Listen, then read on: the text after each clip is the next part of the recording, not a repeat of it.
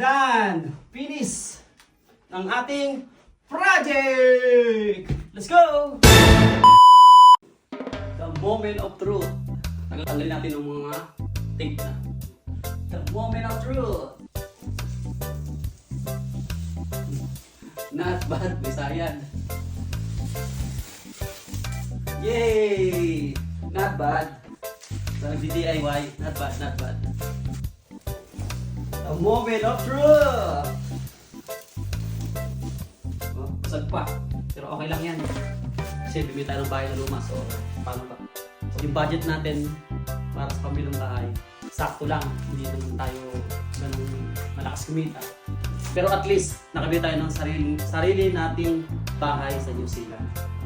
Yung bang nakaka-proud ang mga Pilipino. Ganun kasipag ang mga Pilipino dito sa New Zealand. Nakakabili ng bahay. Katulad ko, nag-isa lang ako dito. Nakabili ako ng bahay. So, kailangan natin alagaan. Yes! Uy, may sabit! May sabit. Retas na lang kita. Next!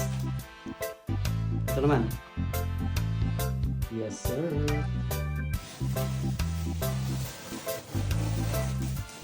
Yes. Tapos na tayo mga Shopee.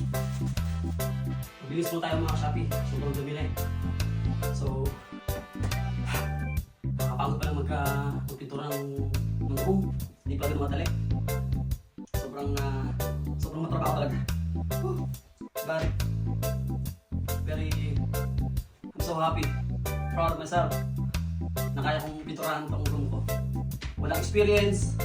Just do it. DIY. Practice. Tanong-tanong lang sa mga kaibigan ko kung paano gagawin ang simula. But eto na. Almost done. Let's go!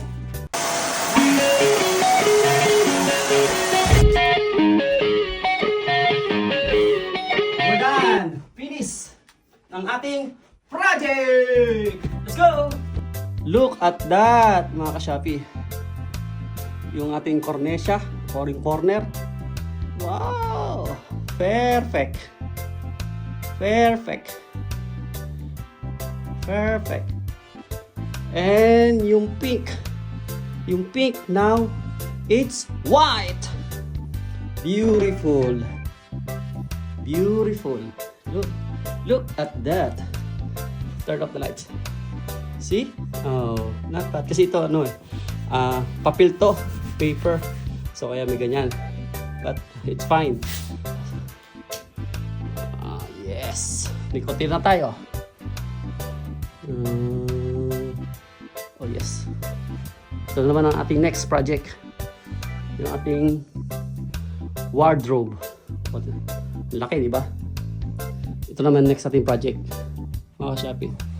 And tignan nyo ang aking chandelier. Napakaangas. Vintage yan. Napakalupit ng aking chandelier, mga ka-Shopee. I think ito mga 50 years. 50 years na yan. So matibay yan. Siyempre hindi natin gagalawin yan. Yes. Thank you, Lord. Napakaangas.